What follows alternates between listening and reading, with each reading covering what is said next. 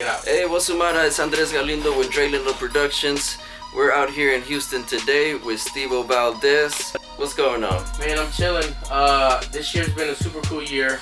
I've been doing this music thing for a long time, but this year in particular, it's been one for the books. Everybody's been waiting for the Carter V. Yeah. Everybody, we've been working on this album for, I think, probably like 4 years now, or 3 years ever since the last one came out. And we just started making music a long time ago, and we've been making it throughout. And we're lucky that it just randomly popped up out of nowhere. Like literally the night before the album came out, we're all waiting for midnight. The clock struck midnight, and the album comes out. And me, Manny Fresh, and everybody were listening on iTunes like everybody else, just digging through the songs to see if we were on there. And sure enough, we had 2 songs on there, man. That's awesome. So you submit a bunch of music and they pick? Yeah, you do. Instead of just a bunch of beats, Wayne will call us and just say, hey, send me 5. I need something like this and something like that. And we kind of like tailor make them and send it to them right away. And what are the songs that are in the album? The 2 songs we did was Start This Shit Off Right or Start This Off Right. You can cut that, beep that out. We gon' start this shit off right. The second one is called Perfect Strangers. Yeah. The first one we did years ago, and Perfect Strangers, the album came out Friday, we did that one on Tuesday. Oh. It was like that. It started off with Frankie J. The plaque we got in 2008-ish, 2006-ish, something like that. We got it, and it was the first song that went platinum. I started off as a musician with him. I was going to Art Institute right after high school. I was going to the Art Institute for multimedia. I wanted to learn how to do motion graphics, websites. And this is in 2003. This is not, before YouTube, before people didn't have all that information just readily available, like YouTube, how to do this. Like, no, it was, you had to go learn doing that. But I had a break in between one of my classes, and it was a 3-hour break. My house was an hour away. I wasn't about to go home and then come right back. So I went to Guitar Center and on Westheimer, and that's where I met Frankie J. He was there getting ready to go on tour, and he was looking for a keyboard player, and I happened to be on the piano, and I was playing on my headphones, and he said he could hear it in the background, and so he tapped me on my shoulder, and he's like, hey man, you sound real good, you think you can play this for me? And I played, and well, now play this, and I played that, and he was like, dude, you're real talented, like, would you love to go on the road with me? And I'm 18 years old, and I'm like, really? Like, I'm a kid, I gotta ask my dad, and so I went home, I finished school, I was doing finals or something, and I asked my dad, and my dad was like, well, are you getting paid? I was like, yeah, I'm getting paid like $1,000 a week. He was like, damn. And he was like, well, yeah, do it, and it was just history after that. Like, from there, I met Manny Fresh. Recently, I just went to New Orleans, and I did something with Machine Gun Kelly. He happened to be there shooting a movie. And so we linked up in the studio. The Maroon 5 thing, that was like a year ago. We were literally sitting in the studio with Manny Fresh, and we get a phone call from Sony, and they say, hey, we need, we have a song coming out. It's called Code. And, we need a remix, an urban remix. So we're at the studio. We start cooking up the beat. An hour later, we send it to the guy. And 30 minutes later or so, we get a phone call back. Oh, we love it, we want to buy it, and they send us money. It's just a lot of these things happen so fast. I will say it's because of Manny Fresh again. What's up, Fresh is our turn, baby. Get up, gator boots with the bitch out Gucci's, them Gucci suits. Ain't got no job, but I stay shy. But the way I actually met Manny Fresh was, I think around 2006 or 7, I was doing a beat battle. And that beat battle, I ended up winning that thing. And so one of the judges was a good friend of mine named Hustle or Chris. And, he was one of the judges. He was like, dude, that's super dope. And I win the battle. A few days or weeks later, I think him and his business partner meet Manny Fresh at a restaurant. And they ended up taking him to the studio. They go to the studio, and then they call me like, hey, come to the studio. And that was it. It was just a quick little connect like that. I go to the studio. I first do some keys for him. He likes it. He tells me to start stacking it. Hey, well, add a lead now. Okay. Well, add some kicks and snares and stuff. I was like, okay. And I just kind of built a little beat. And he was like, all right, you got a job. You will ride with the tie in the middle. It's fresh. We've been doing what is it, an album for him. He's actually signed to Mass Appeal. Everybody knows Nas from New York, right? Or Brooklyn, I don't know where he's from, but he's out there in New York. You know, he has a label now, it's called Mass Appeal, and they signed Manny Fresh a couple years back. And we started putting together a bunch of songs, and that's another way that I got a lot of the credit. Some of the credits, like Snoop Dogg and Big Crit, they started coming from, you know, that album that we were working on. You know, we're working on this album, and Manny says, I think I'm gonna get Snoop. So I automatically start doing something that I think Snoop would like, and he sends it off. You know, a lot of them are remote like that, like emails, but every now and then, you know, you get some of these gifts, like Big Crit coming to the studio. That was super cool. You know, Big Boy from Outkast. Oh, really? You know, we go to Stankonia in Atlanta, and he's there. And, you know, we just cooked up some beef. Rick Ross. We went to Rick Ross. When you go to Atlanta, everybody's there. Really? That's the difference between Houston and Atlanta and LA, is that there's just more stuff going on. More people live there, and because more people live there, there's more studios, and so it's super dope. You know?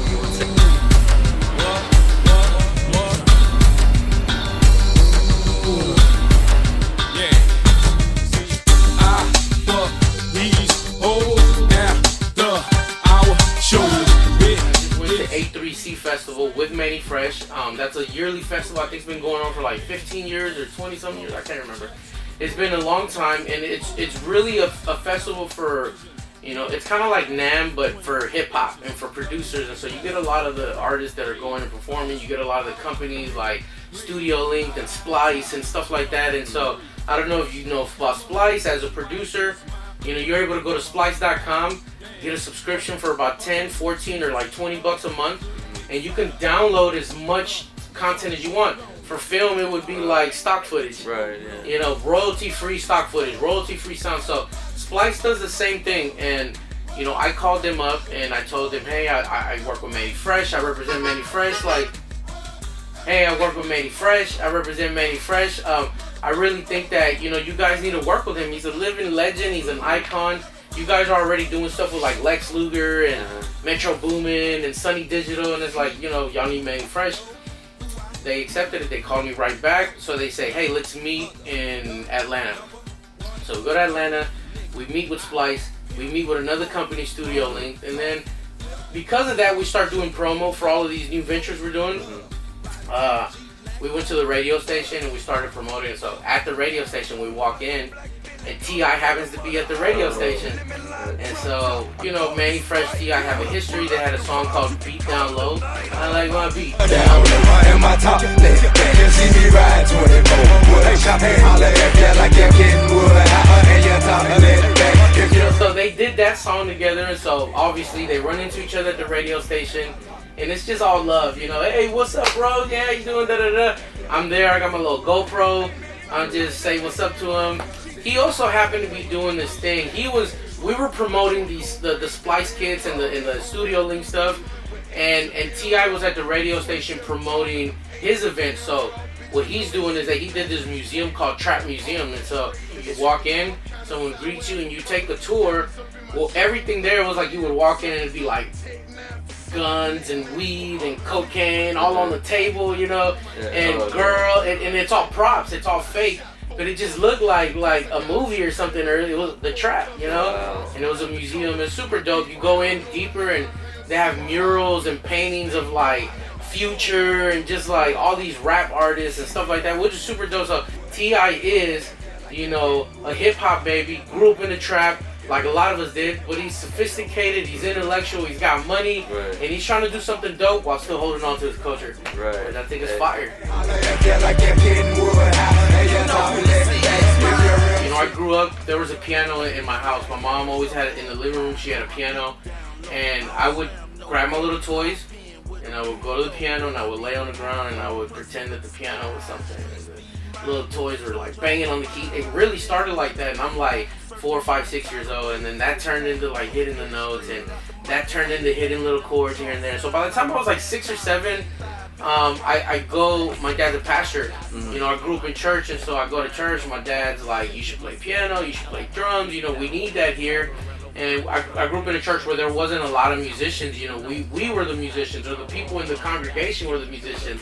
And And so I ended up learning. I ended up hooking up with the musicians that were there, and we're just trying to teach me some. They were trying to teach me some stuff, and it starts there. It starts learning the little coritos, the little songs at church. You start learning that stuff, and then from there, it's you get in the middle school band, and I started doing drums, and then from there, I got accepted to a performing arts school. So I would say that it started with me, and then the church supplemented it, and it got me playing. And then after that, you go to school, and then you start learning some theory here and there. And then that's when I really took it serious. By then, I'm 13, I'm 12.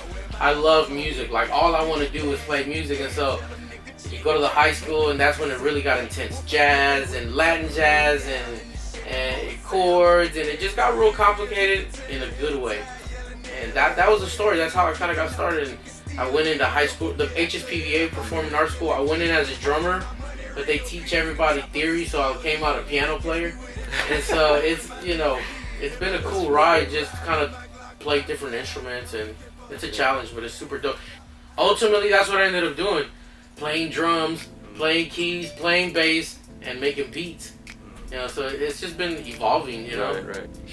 I didn't start putting beats together until after high school, but really during high school, before I had anything, any kind of equipment, the only thing I had was a keyboard, because I was a keyboard player. My parents bought me a keyboard. I would always play around, make beats, but I never knew how to record them. And so one day, with one of the dudes in the neighborhood behind the school, I went to his house, and he had an old beat up Dell computer, but he had a software. He was like, I got this software, it's called Cakewalk. No, it wasn't Cakewalk, it was Acid Pro. And I was like, Acid Pro, what's that? And so he somehow figured out how to get signal from my keyboard into the computer. That was it. And I never knew how to do that. I was like, how did you do that? And then from there, he would hit record, and so I did what I knew how to do best, which was play the keyboard. And so I played all the drums, no quantizing. I just played it all on one track for a minute and a half straight, whatever style I could think of. Back in the day, I was like, my roots is like UGK and Ghetto Boy. So I was just doing kind of like classic UGK kind of stuff. I would do that, and then I would do like a techno, we would call it techno back then. I would do a techno thing, and I just did like different styles of jazz thing, and then I would come back and play the piano. Then I would come back and play the bass, and I would do everything live from the sounds on the keyboard. I didn't know it at the time, but I was beat making. So we talked about everything. He talked about how, I started off in the church. My dad was a pastor, and that's the reason why I play keys, and that's the reason why I do that. We talked about all the Frankie stuff, but it all rooted from the church. He talked about my business, which I have is the Houston Sound Academy. It's a school that we do, and it talks about how we're reaching out to the community, trying to teach people how to monetize what we do, which is arts, which is playing piano, which is playing instruments, making beats, doing videos, being a graphic designer. There's a lot of education out there for this kind of stuff. You can go get a degree, you can get tutorials, you can watch videos, but there's no one teaching you on how to truly make money, how to build a business. And of course, there's going to be some people who are trying to sell you that, but at the same time, there's just not that much. And so we've said, okay, you know what? With our school that we have, we're going to teach people not only how to be better at their craft, but also how to monetize and how to take it to the next level. In other words, you're a musician, let's go from musician to artist, from artist to business owner, and just kind of taking it that route. Well, that's what the whole article was about, that. And it was just like how it rooted from church stuff. Little advice for the young producers. What platforms, what websites, how, like you were just talking about monetizing? Yeah, I don't know. I don't use that many websites, to tell you the truth. My approach to monetization and making, building brands, making money with what we do is not so much a website. It's not, I'm not saying, hey, go to iTunes and sell your music for $1.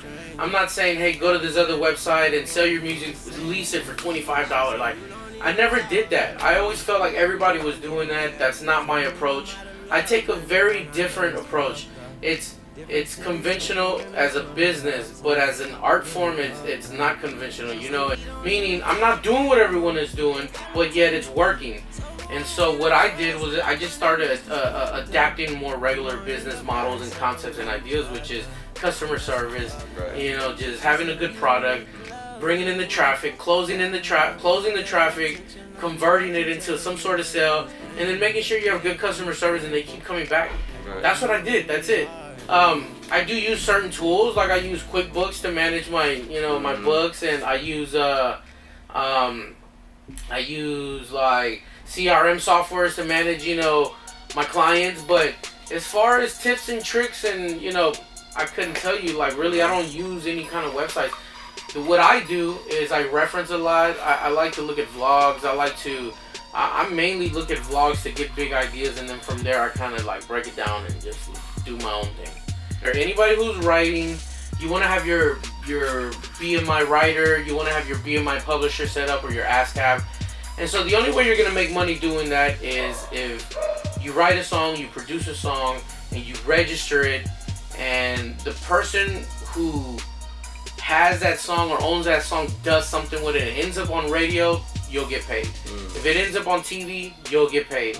Now, if it ends up on radio and TV and you didn't register it, you won't get paid. Right. If you register it and it doesn't do anything, you won't get paid. So it's very rare. I will say that 10 years ago, people were making a lot more money. It was booming a little bit more. The model changed. Once the internet and YouTube and everything started booming, sales declined rapidly. It's all about streaming now. People really aren't buying albums anymore. People, so that's why I said either I'm going to drastically like make less money and have to like really be fighting and digging for the same gig everyone else is fighting for, or I'm gonna have to change like everyone else is changing. It went from sales to streaming. It went from albums to singles. It went from singles to ringtones, and then back. We have to adapt. Yeah. To the changes. And so I stopped trying to hunt for that. I'm not gonna lie, like I'm not trying to look for placements. I'm not trying to, get a #1 song on the radio. Don't get it twisted. It's gonna happen. It's happening. I got some stuff on the radio. I got some stuff on Carter V, but that's not my main source of income. And so that's what I want to tell people is like, and that's what I preach now is, don't just focus on that one big song that's gonna change your life. I've seen a lot of big producers be waiting for that moment, and they're completely broke throughout that time. While they're waiting, and they're busting their ass working, and it's dope when they do finally hit it. But how do you survive, and how do you maintain a family, and how do you can't, unless you get lucky or you work so hard. It's not about luck. Some people say you just gotta work hard. Well, I just decided to work on something that was a little more foolproof. And like I said, for me it was a school, for me it was the studio, for me it was services, skills. Right. And that's what I'm using, and now I'm able to delegate, be a business owner, be an entrepreneur, administrate, instead of having to be there so much. And Mario's right behind me. Mario's now my new producer. Right. Where I used to have to produce everything, here comes this guy and taught him a few little things, and like it felt like a microwave. Like 5 seconds later, this guy's just like better than me already. This guy. Yeah, and it's dope. And so it's like, why am I gonna try to do everything when I got young dudes coming up underneath me? So I'd rather teach him game. I'd rather get him paid. I'd rather be more focused on getting him work, because if he works, I work. And I try to teach all my guys underneath me, like, yo, go, let's find guys for you now. Right. And start building this like pyramid. Your label, your thing. Exactly. Right. That's good, man. Yeah, that's awesome. Where can people find you? The school, and wherever you want to let people know. So, all right, I'm Steveo Valdez. I'm in Houston, Texas. My phone number. I'm Steveo Valdez. I'm in Houston, Texas, East Downtown. If you want to contact me, hit on my Instagram. It's at Steveo Valdez. That's STEVEO Valdez VALDEZ. You know what? I'll give you my number: 281-683-7011. Call me, text me, shoot me an email: SteveoValdez@gmail.com. Peace.